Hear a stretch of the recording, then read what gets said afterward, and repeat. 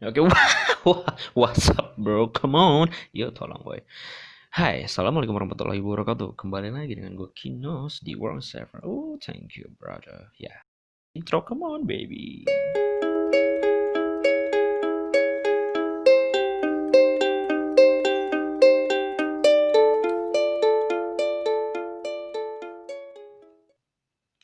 Oke, berlatar belakang 2067. Awal film diperlihatkan kondisi bumi yang sudah hancur tak hijau lagi. Seperti rumput tetangga. Yo. Saat ini bumi dibalut oleh kumpulan-kumpulan awan hitam. Negara-negara pun seiring waktu menjadi gelap karena hilangnya daya listrik. Karena kurang asupan oksigen. Dan pada akhirnya sebagian populasi manusia menjadi punah. Hanya 15% orang yang tersisa, yaitu yang benghar Pak Haji. Tolong gue bagi-bagi dong duitnya. Pasti anjing, sorry. Oke, lanjut. Yang saat ini sedang menjalankan sebuah proyek untuk memulihkan kondisi bumi. Nah, di Australia ada dua orang bersaudara bernama Ethan dan Jude. Jude, yay! Nah, mereka di sana ditugaskan untuk memperbaiki sistem kelistrikan bawah tanah. Hanya teknologi itulah yang satu-satunya bisa menerangi satu kota. Ya, mereka mau nggak mau ya, karena masanya gelap-gelapan. Nanti ada apa-apa, tolong. Next, semua penduduk di sana diwajibkan untuk memakai dan membeli oksigen sintetis jika mereka ingin bertahan hidup. Orang-orang yang bertahan hanyalah orang-orang tertentu dan beruang, seperti Pak Haji tadi yang sebutin tadi gitu loh bro. Nah, tujuan hidup mereka saat ini hanyalah untuk mencari makan dan oksigen. Sin berpindah ke rumah Ethan. Ethan tak sengaja melihat ayahnya di televisi, yang ternyata adalah seorang ilmuwan yang mengembangkan penemuan dan bekerja di proyek Chronicle itu. Namun dia sudah meninggal saat Ethan masih kecil. Di sana Ethan juga mempunyai istri yang, gelis anjing apa sih? Nah, keesokan harinya Ethan tiba-tiba dipanggil oleh bos dari Chronicle itu, atau dari bos proyek itu. Di sana mereka mulai berkenalan.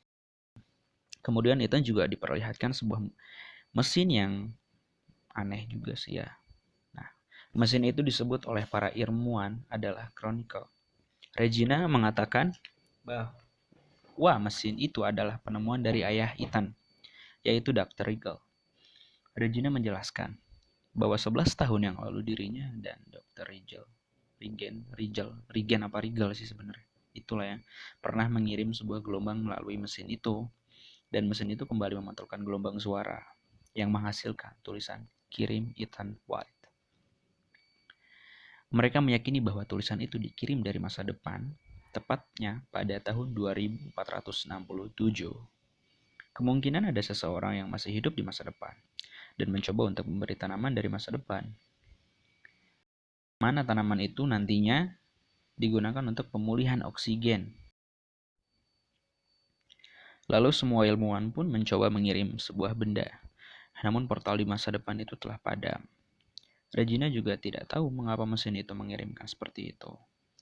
Akhirnya Ethan ditugaskan untuk datang ke masa depan untuk mencari orang yang mengirimkan pesan tersebut dan mengaktifkan mesin portal masa depan tersebut yang padam.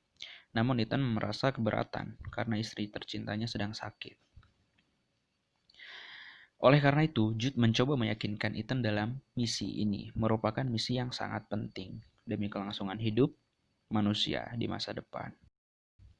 Ethan tiba-tiba flashback dengan peristiwa masa kecilnya di mana saat itu ia sedang dipasangkan sebuah alat yang menancap di tangan kirinya. Ayahnya berpesan bahwa kelak dia akan menjadi orang yang penting untuk menyelamatkan umat manusia. Itu pun sampai saat ini masih menempel di pergelangan tangannya. Ethan sering kali berusaha untuk melepaskannya. Namun ia merasa karena gara-gara alat itu dirinya menjadi dikirim untuk memasuki portal itu. Akhirnya keesokan harinya ia memutuskan untuk pergi melakukan tugas itu. Nah, sebelumnya Ethan sudah meninggalkan sebujuk surat untuk istrinya. Di sana para ilmuwan harus terpaksa melempar Ethan menuju tahun yang ditargetkan. Karena saat itu ujung mesin portal penghubung masa depan itu tertutup. Hal itu menyebabkan pendaratan waktu yang kurang mulus. Ethan kemudian diberikan alat lengkap berupa APD dan hand sanitizer. Gak usah pakai itu, bukan corona anjing. Yuk, sorry. Akhirnya dalam hitungan mundur, portal tersebut langsung membawa Ethan kepada. Ethan melihat bahwa dirinya sedang terhempas dari langit. Namun untungnya dia selamat. Di sana Ethan tiba-tiba heran karena ia melihat pepohonan yang subur. Ethan kemudian menggunakan alatnya untuk melacak lokasi, namun usahanya gagal karena di tempat itu tidak ada sinyal. So, sebelumnya alat itu adalah namanya Archie. Archie itu untuk kayak GPS dan kemudian warikap kapun kapyo. Namun saat itu alatnya dapat melacak lokasi bangunan yang di sekitarnya. Lalu ia menghampiri bangunan itu, tapi bangunan itu seperti sangat sudah tua. Ia juga melihat tengkorak manusia yang ternyata jeng jeng jeng. Nah, kaget kan tuh? Sama gue juga. Di sana ia mencoba menyalakan alat komunikasi yang sama yang dibawanya dari masa lalu. Masa lalu, nggak usah nyanyi, tolong. Ia terkejut mendengar rekaman terakhir sebelum dirinya mati. Ia mati karena ditembak. Malam harinya, Ethan tak sengaja memakan buah yang ternyata buah itu beracun. Sekejap ia langsung berhalu. Aduh halu, tolong oi, sorry bang, jago. Apa sih? Dan keracunan. Lalu ia melihat sebuah cahaya jatuh dari langit. Ia menghampiri dan melihat seseorang, kemudian ia pingsan. Wow, kaget. Saat ia terbangun, ia melihat orang tersebut ternyata itu adalah Jude yang tadi gua nyanyiin. Jude mengikuti Ethan karena ia khawatir. Dan keesokan harinya mereka berdua mencoba mencari pintu masuk ke dalam portal. Singkat cerita, mereka bisa memasukinya. Mereka menemukan monitor yang terdapat tulisan "Selamat datang Ethan" or "Welcome Ethan".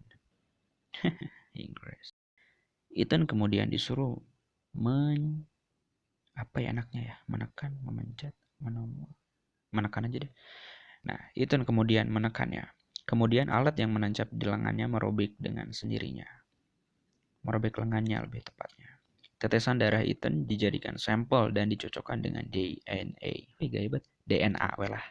Dan ternyata sinkron. Akses mesin waktu itu pun diserahkan sepenuhnya kepada Ethan. Namun ia merasa aneh dengan kejadian ini. Lampu yang menancap di lengannya itu berubah menjadi hijau. Yang mana sama dengan tengkoraknya itu yang dia tadi temukan.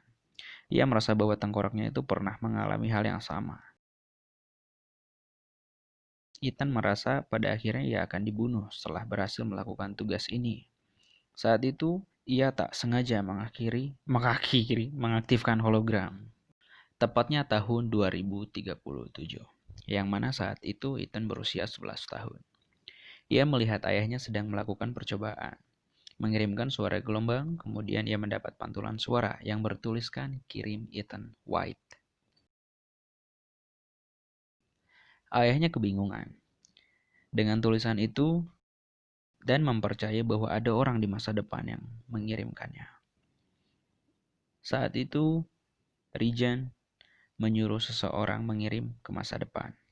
Namun ilmuwan lainnya mengatakan bahwa ujung portal di masa depan tiba-tiba padam karena kehabisan daya. Tiba-tiba rekaman hologram itu pun padam. Ethan pun merasa kebingungan karena lampu darurat di ruangan itu menyala. Sistem di bawah daya nuklir tiba-tiba mati dan lubang portal tiba-tiba menutup dan padam. Lalu Jude mengajak Ethan untuk mengecek. Namun Ethan curiga kepada Jude. Ethan meragukan tujuan Jude ke sini. Namun Jude mencoba meyakinkan Ethan. Mereka mencari daya nuklir itu yang ada di gorong-gorong bawah tanah atau bawah kota yang hancur tersebut. Tetapi mereka melihat kota hancur dan dipenuhi tumbuh-tumbuhan. Ya kali tukang kebun, ya tolong. Yang ditemukan hanyalah tengkorak manusia dan melihat bahwa manusia masih bergantung pada oksigen sintetis. Lalu Ethan menemukan tengkorak istrinya yang sedang memegang surat darinya yang ia tulis saat waktu dulu. Lalu mereka pun sampai di gorong-gorong, tempat inti daya tersebut. Dan di sana mereka melihat kabel-kabel listrik itu mengalami konsleting. Saat Ethan mendekat, tiba-tiba mode kedap udara pun aktif. Dan Ethan terjebak di ruangan itu. Lalu tak lama Ethan berhasil mengalihkan sambungan listrik itu. Namun, tubuhnya mulai melemas karena tekanan karbon dioksida. Di sela-sela sekarat, Jude langsung membobol pintu dan membawa Ethan keluar dari ruangan itu. Kok jadi kayak nightmare anjing? Sorry. Dan akhirnya ya selamat. Mesin portal pun akhirnya kembali menyala. Ethan lalu keluar, namun ia kecewa karena masih melihat tengkoraknya di sana. Ia merasa bahwa yang ia lakukan saat ini tidak berpengaruh sama sekali. Lalu Ethan mengambil alat perekam yang ia temukan dan langsung membukanya kembali. Lalu Jude menghampirinya dan mencoba menenangkan Ethan. Namun saat itu Ethan percaya bahwa setelah ia berhasil mengaktifkan mesin portal, ia akan mati ditembak oleh Jude. Ia merasa dimanfaatkan saja, karena mesin portal hanya bisa diakses oleh DNA, tolong Inggris, DNA, Ethan saja. Lalu tak lama Jude mengaku telah bersekongkol dengan Regina. Dan Jude berkata bahwa ia harus melakukan tugasnya. Lalu ia menodongkan pistol kepada Ethan dan niat untuk menembaknya. Tapi Ethan berkata bahwa keputusan saat ini tidak akan pernah berhasil. Jude pun sadar bahwa ini tidak akan merubah apapun, karena ia merasa bersalah. Akhirnya Jude menembak dirinya sendiri, tepat di bawah rahangnya. Di sisi lain, Regina sudah mengumpulkan orang-orang pilihannya untuk memasuki portal itu. Woi, orang kaya, khusus orang kaya. Anjing. Bagi-bagi dong duitnya, woi. Sorry. Di saat bersamaan, Ethan juga mendapatkan sinyal dari tahun 2038. Yang mana saat itu ayahnya sedang percobaan untuk portal yang lainnya. Namun saat itu Ethan langsung membatalkannya dan mengirimkan balasan bertuliskan kirim Ethan White. Balasan tersebut kemudian diterima ayahnya. Saat itu di sisi lain Regina mulai menghitung mundur portal itu dan terbuka.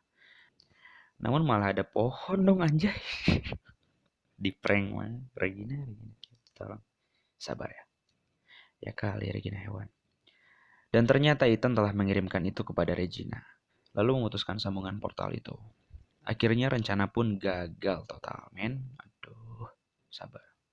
Ethan juga mengirimkan rekaman peristiwa penembakan ayahnya. Lalu ditangkap si Regina itu.